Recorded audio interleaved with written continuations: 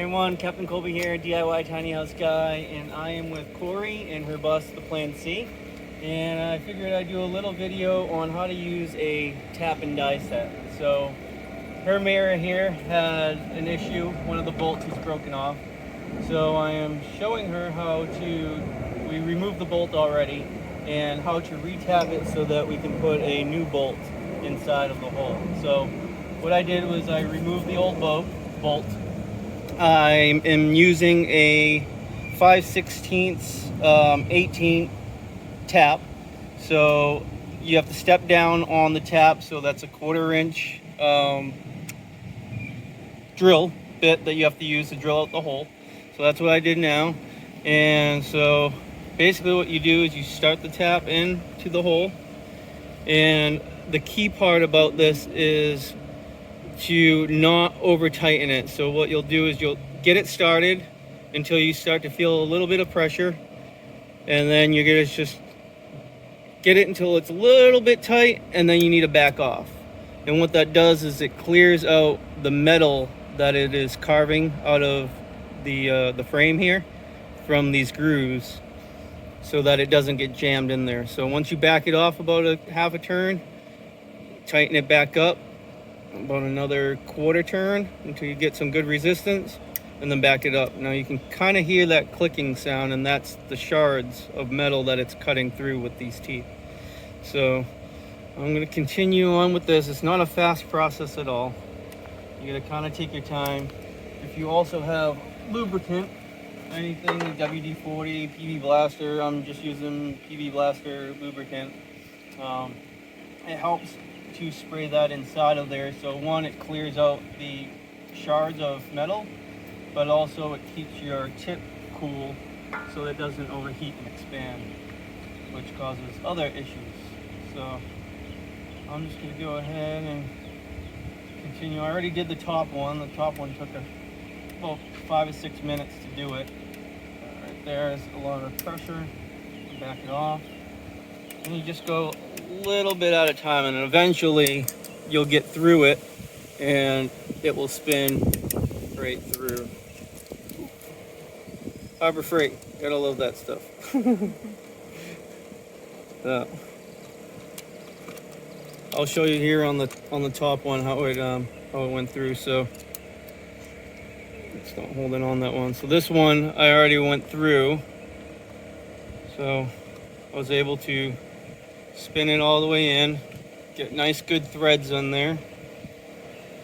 Make sure you clear it all out. And then once you get through, you can back it all the way off. And then your bolt will fit in there nice and tight. So here's the bolt that we're going to be using. And you can see how it just screws in there nicely. So I'll continue with the second one, and then we'll wrap this up. Alright, so I'm nearing the end on this one here. If you want to come up closer, you can hear the clicks.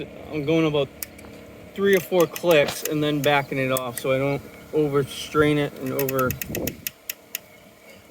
thread it. So any moment here I should be popping through.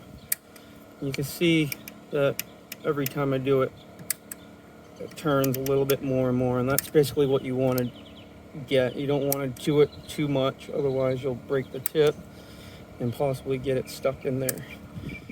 So once you get towards the end, you can feel a change in the tension. And like now I can really get through, so I'm almost through there.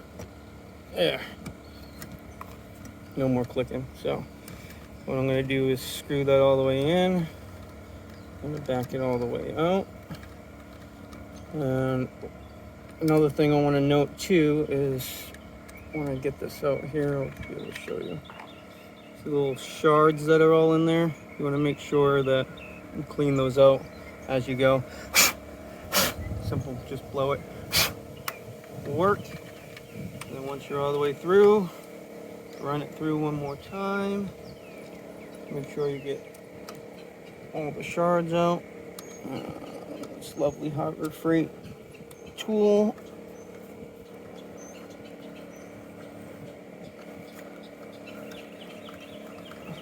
There it goes, thread it in. Thread it out. And that should be good there. So now if you look in there, you can kind of see the threads. So, I'm going to blast it one more time with a little bit of lube. Already put the new bolt there. This is going to have to get repainted because we had to heat it up to get the screw out. And here's the backer. Oh, we might have to drill this out. Yeah, I think we're going to have to drill this out. So this is a backer plate that goes there to offset it off of this hinge lip. And that mounts like that. So we have to drill this out real quick. And we'll be right back. Alright, so with the rat tail file, I was able to file this out. So now my bolts fit through. So I guess all that's left to do is drill out these. So those are to the size of the old one. Since I'm using a 5/16, I need a 5/16 drill bit.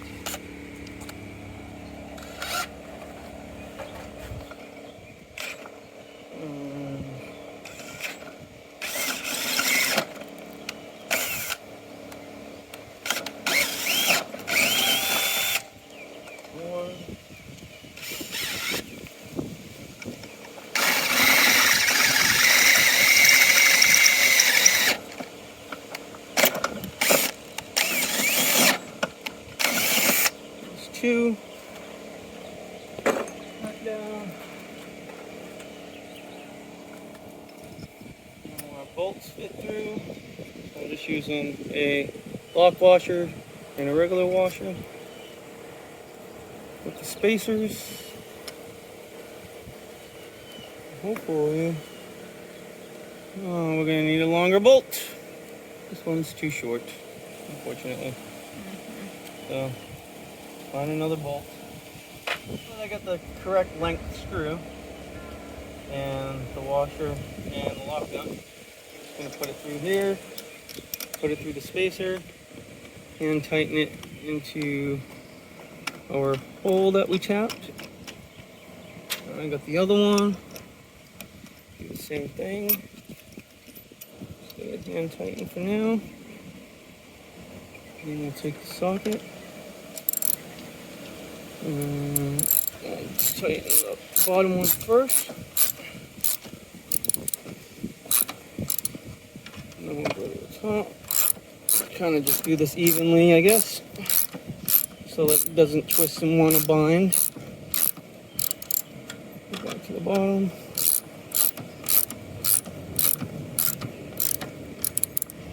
Back to the top.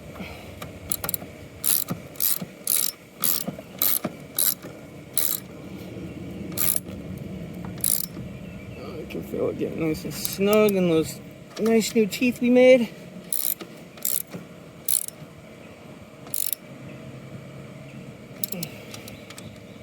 I don't want to over tighten it because you'll rip the threads back out. But just get it enough. Well, that is way more solid than it was before. Before it was shaking like this. Now, once I tighten this nut here and that nut there,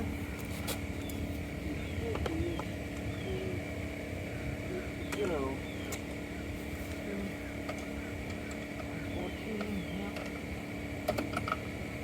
And on this one I'm using a Teflon nut. And then there's a Teflon washer in there, that way it doesn't rust together. And you can adjust this if need be.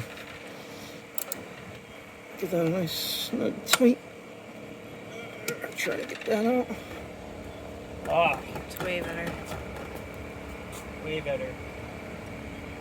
So, we'll give that a try and go from there. But that is how you use a tap and die set to give yourself new thread bolts. So,